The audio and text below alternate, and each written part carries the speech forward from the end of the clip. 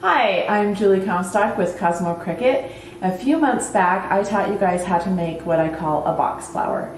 Well, today we're going to do a variation on the common box flower, and you could make this flower. You could put it on top of a jar like I've done here, or you could add it to layouts or projects.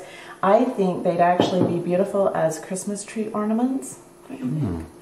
Okay, so it's really an easy flower to make. You want to start with 6 3-inch punched circles. I used ones with a scallop punch. And then one circle is just going to be your base, but take the other 5 and you're going to do this step to all 5 of these circles. And what we're going to do is we're going to fold over that way, but we're not going to crease it. Then we're going to fold over like that, and then we're going to staple just like that. But try and not crease too much, because that's what's going to give us that really pretty ruffling. So I'm going to go ahead and do that to all 5 of my circles.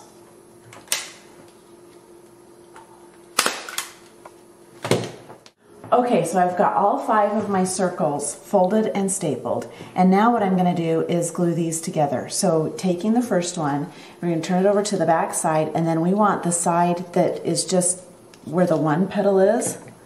And I'm using glossy accents and put some glue on there. And then my next petal, I'm going to overlap just like that. And if I put my fingers in between here, I can hold it and let that glue set for just a second and not create any creases. So I'm going to continue around my flower doing that exact same thing over and over again until I get to the last petal, and then I'll show you what we do with the last petal.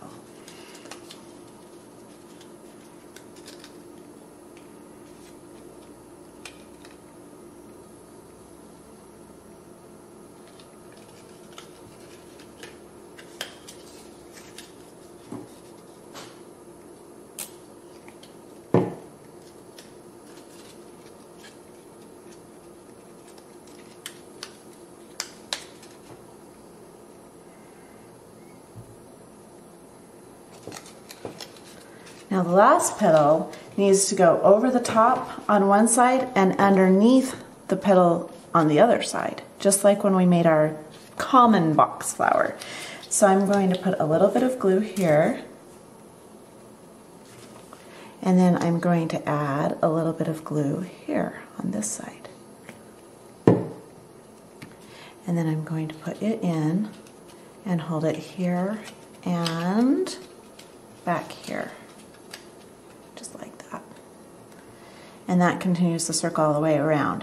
Now, because this is so ruffly, it's still, even though it's glued in place, it's still a little bit flimsy. So that's where our base comes in. I've done this base. You could do it either way. So we're going to take our base right here, and we're going to put several glue dots onto it. Like almost covering the whole thing, right? No, I don't think, I mean you could, but that would take a lot of glue dots. So I think if you just do 6 or 7 spaced out, kind of like that, you're good to go. And then take your whole flower and push it down with your finger onto those glue dots. Without creasing it. Yeah, try not to crease it too much. So just like that. And then we want to cover up all of our little staples that are in the center there. So I ran some black thread through this cute little button. Now since it's so dimensional, I like to use the Zot's dimensional glue dot so that the button doesn't have to go all the way flat down in there.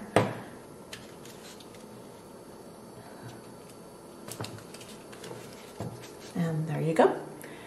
That's the Ornate box flower.